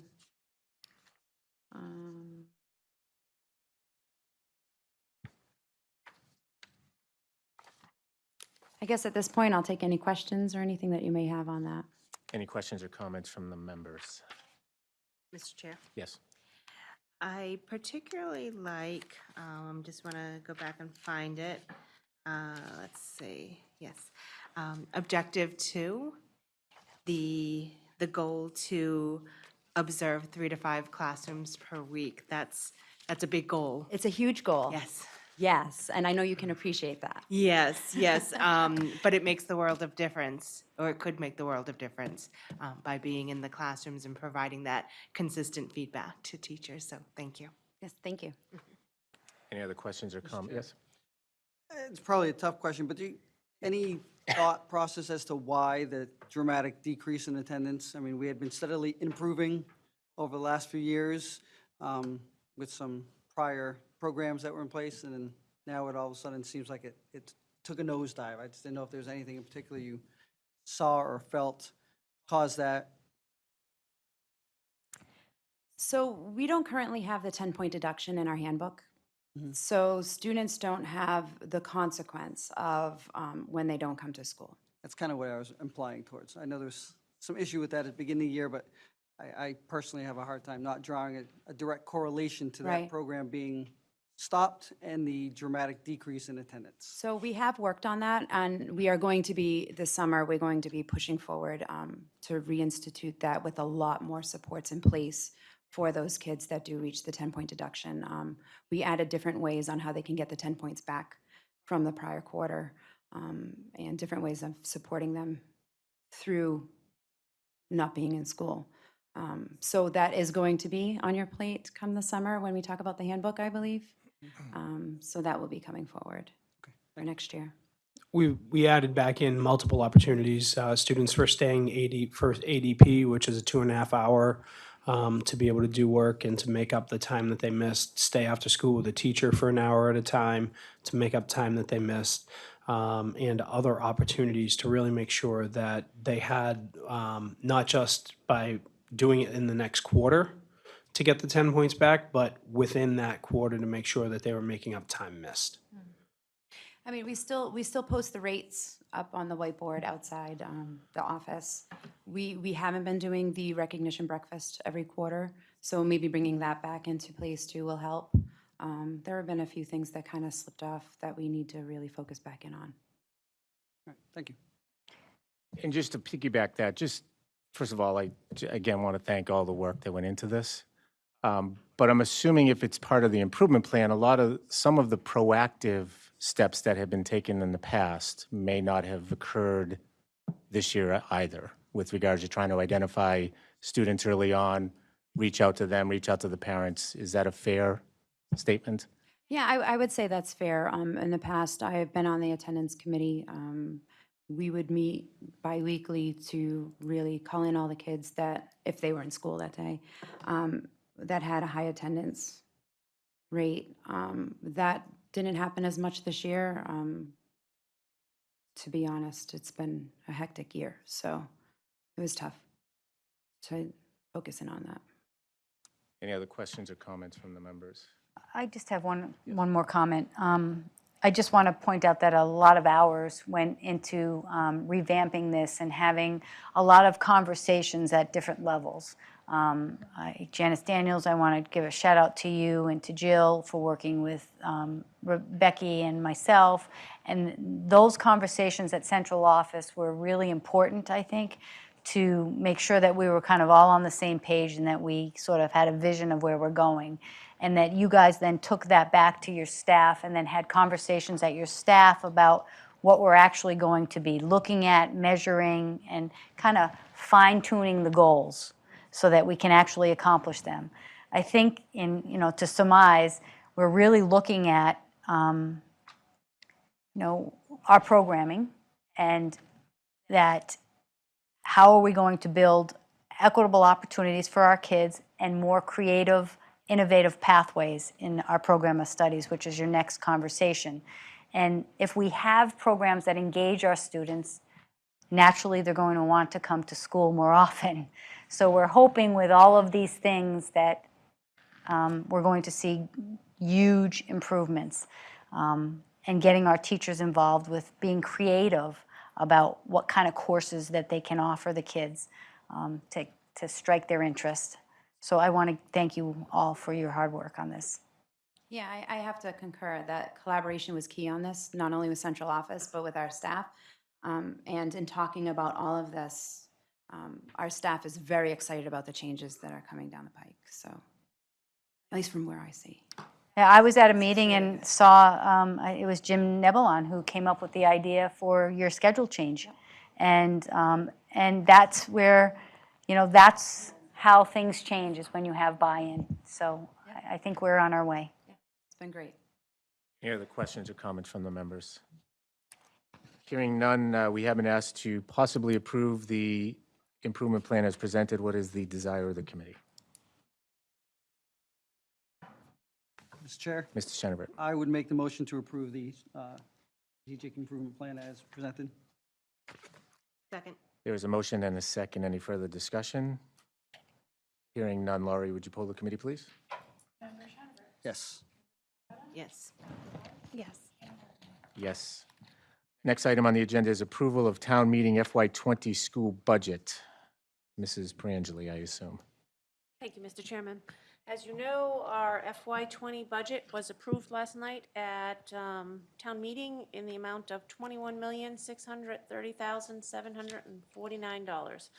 So the school committee hasn't approved that budget yet, so we're bringing it back to you. The additional revenue, we put on line 619 curriculum. We restored that amount before it was reduced in our prior budgets at $109,000. And then we put the remaining funds in line 55 at Park Ave in special education subs. That's always an area that we struggle with throughout the year. So that will bring our total budget again to $21,630,749. And we will be looking for school committee's approval. Any questions or comments from the members? Once again, thank you to everybody on the district leadership team for months and months on working on this budget. So It's been our pleasure. It has. We are having fun. Hence why you're in that position, right? Hearing no other further questions, I will entertain a motion to approve the FY20 school budget of $21,630,749. So moved. Second. There's a motion and a second. Any further discussion? Hearing none. Laurie, would you poll the committee, please? Yes. Yes. Yes. Yes, the motion is approved. Continuing on with new business, designation of email record keeper. Again, a lot of the following items have to do with what we go through every year after the election. Historically, for many, many years, Ms. Glennon has been the email record keeper. Assuming she is willing to do that again, I will entertain a motion to designate Laurie Glennon as the email record keeper for the school committee. So moved. Second. There's a motion and a second. Any further discussion? Hearing none. Laurie, would you poll the committee, please? Yes. Yes. Yes. Yes, and the motion passes. Next item on the agenda is designation of legislative representative. I believe you probably mistakenly last year appointed me as the legislative representative. What is the desire of the committee this year?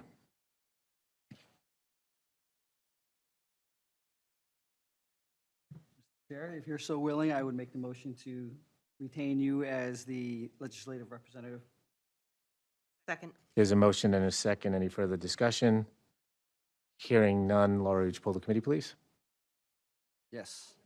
Yes. Yes. Yes, and the motion passes. Next item on the agenda is appoint school committee member as payroll designee. I forget the formal law that was passed, but there's a new law that was passed, and we can now appoint both a payroll designee and a warrant designee. Last year, Ms. Siddiqui was the payroll designee. Again, Mr. Schenevert and I cannot be the payroll designee nor the backup payroll designee, as we have spouses who are staff members. What is the desire of the committee? Mr. Chair, Mrs. Naparata. I move to appoint Kelly Siddiqui as the payroll designee. Second. And once again, you have to show up at the meeting. There's a motion and a second. Any further discussion? Hearing none. Laurie, would you poll the committee, please? Yes. Yes. Yes. Yes, the motion passes. Next item on the agenda is appoint school committee member as backup payroll designee. Last year, Mrs. Blythe was the backup payroll designee. If she is willing, I would entertain a motion to appoint Sheila Blythe as the backup payroll designee. So moved. Second. There's a motion and a second. Any further discussion? Ooh, you know what? We should have abstained.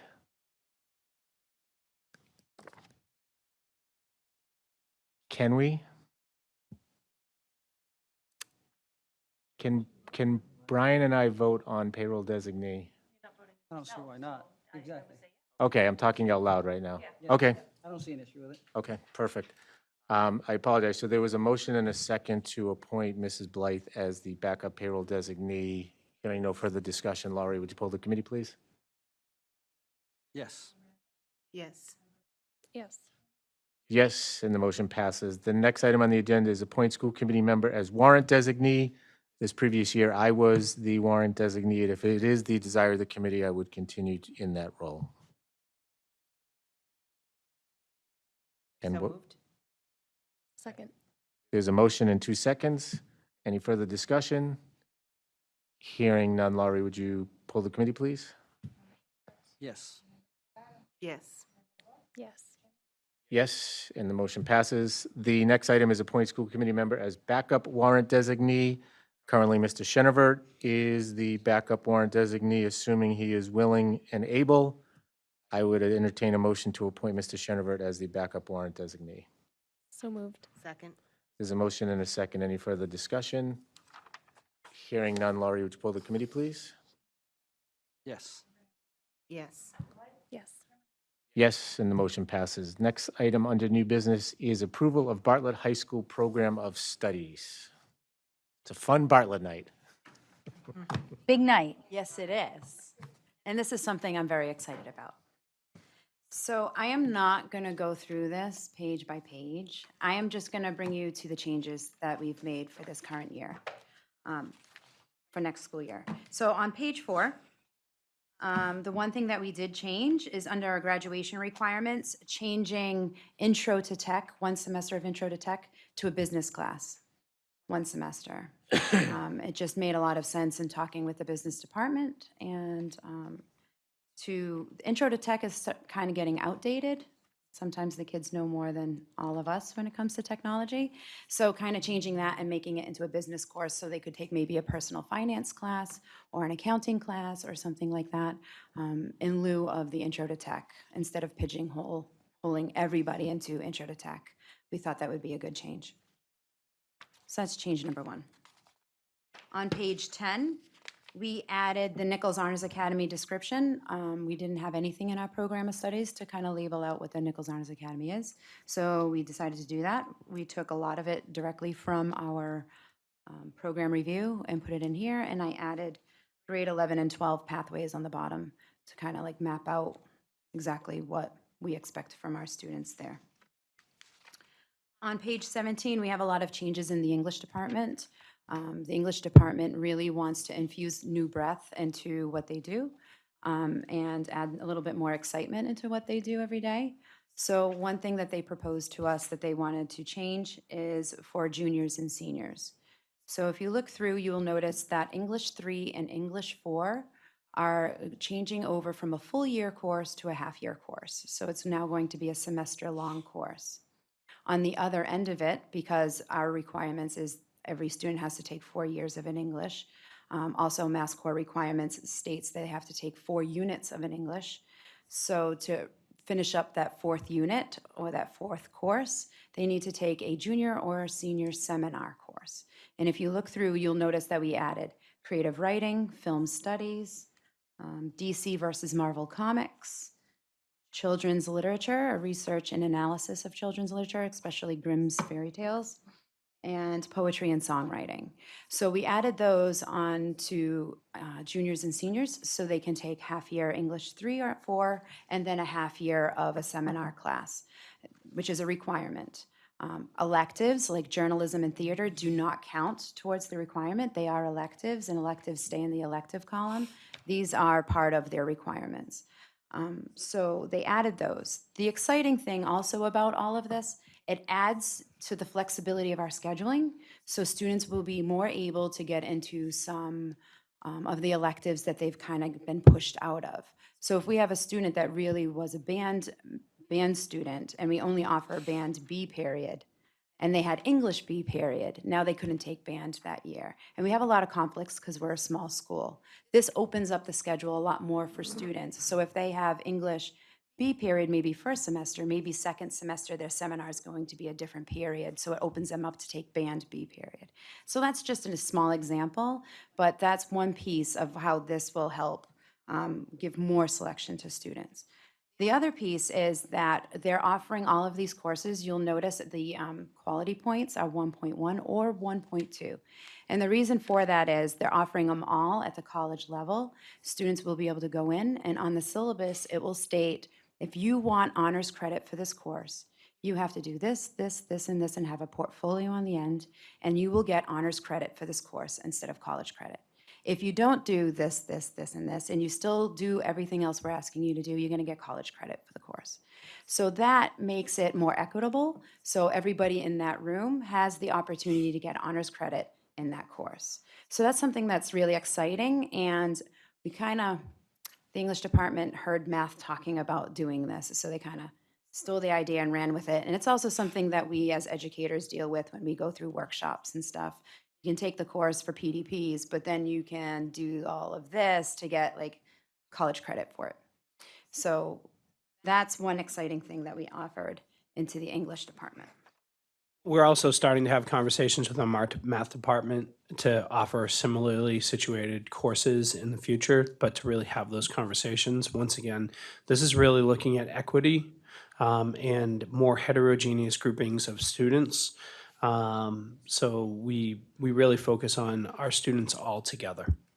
And the math department is planning on doing that next year for the honors level and for the college level. So college level students will be able to do that same kind of format to get honors credit, whereas our honors level students will be able to do that to get accelerated credit. If you go to page 29, social studies, we do have new Massachusetts frameworks for social studies. So a lot of our civics and our world history got pushed down into 8th grade. So as a result, now we have to offer US History 1 in our 9th grade. So that has been a change. We are offering US 1 to our 9th and 10th grade because of the flip year. So next year we're gonna have a lot of US 1 courses, and then the following year, we're gonna have a lot of US 2 courses to kind of make up for that gap year. So that's just one small change in the history department. Big, small change, big, small change. Science on pages 33 and 38, you'll note that they want to add AP Physics, an AP Physics 1 class. Kurt Diariano, our physics teacher, is very excited about going to the Summer Institute this summer for a week to get certified to teach the AP course through the College Board. So he is planning on doing that, and we're planning on offering AP Physics to our students next year. If you notice with our science department, there's only 4 teachers in our science department. They're very small. So we do have to flip-flop our APs. So one year we'll offer AP Bio, and the next year we'll offer AP Chem, that kind of situation. So all our students have the opportunity to take them all if they so choose, but they're going to have to map it out. I have to take it my junior year because it's not going to be offered my senior year.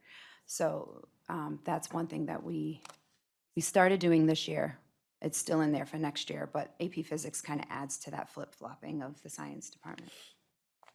And that's pretty much all the major changes that happened in the program of studies from last year to next year, this past year to next year. Any questions or comments from the committee?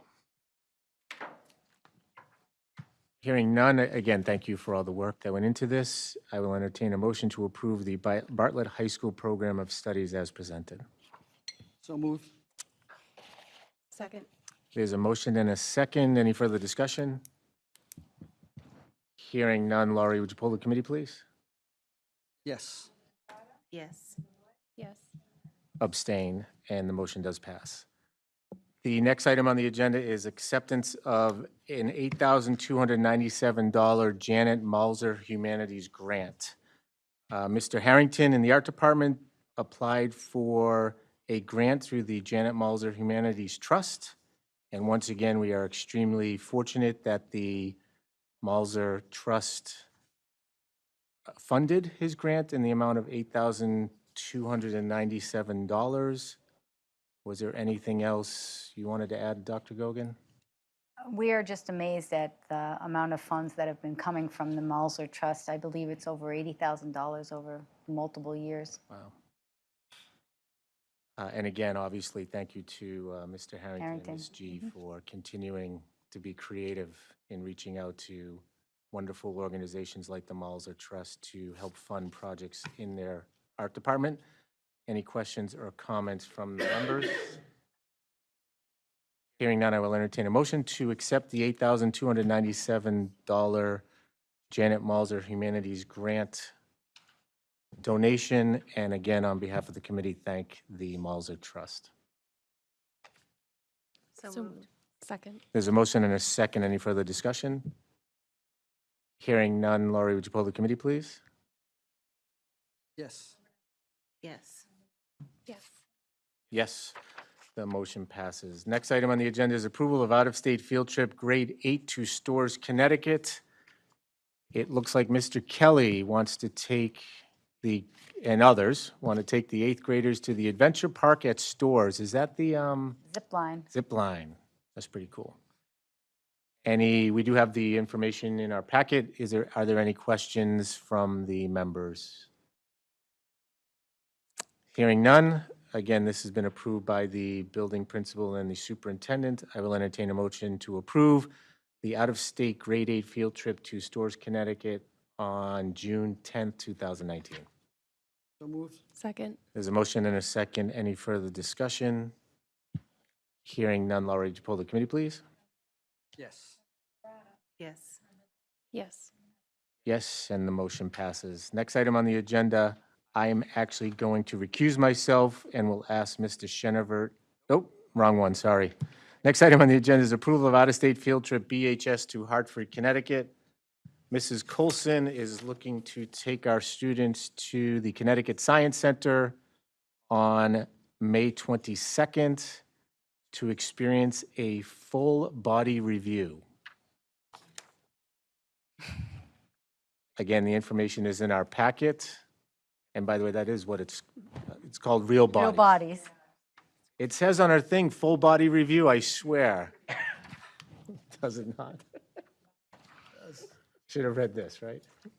Anyways, we have all the information in our packets and it's getting very late.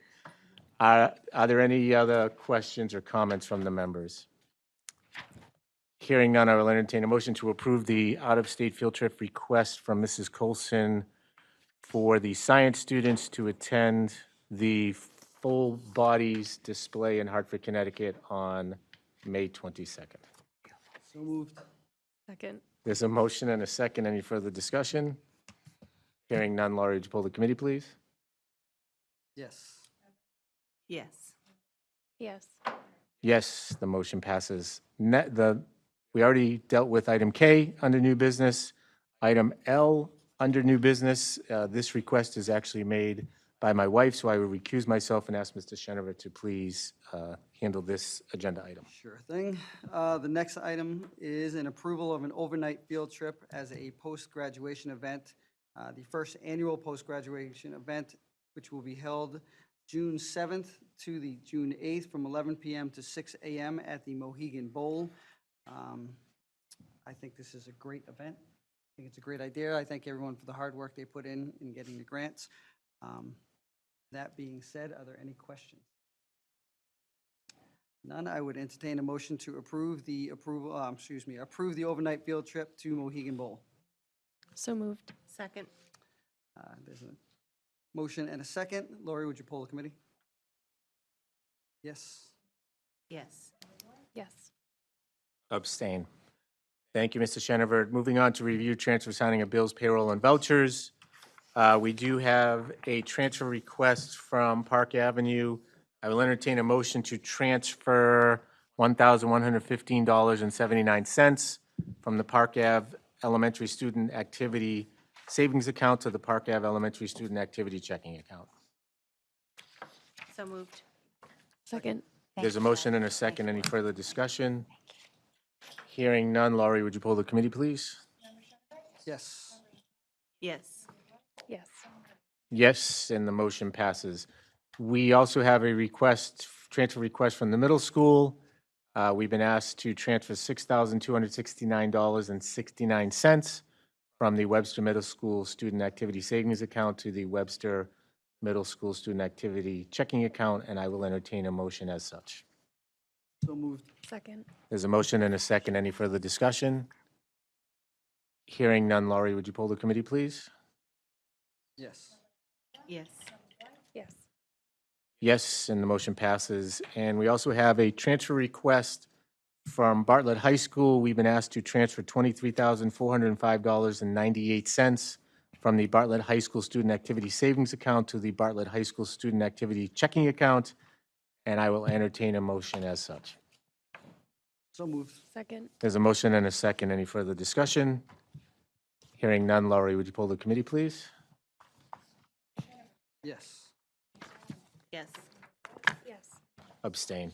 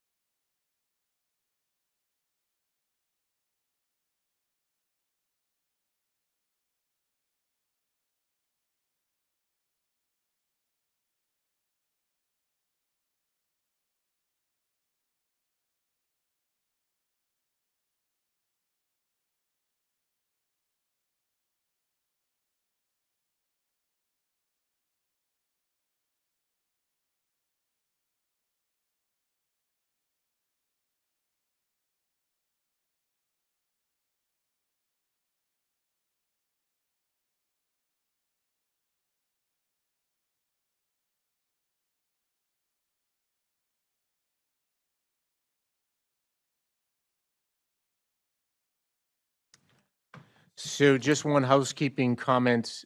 We do not have a second school committee meeting in May.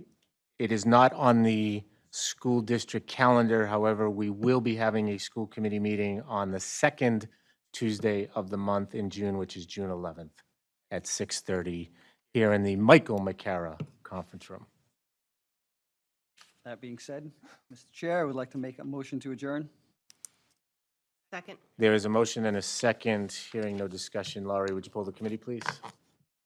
Yes. Yes. Yes. Yes, meeting adjourned. Thank you very much, everybody.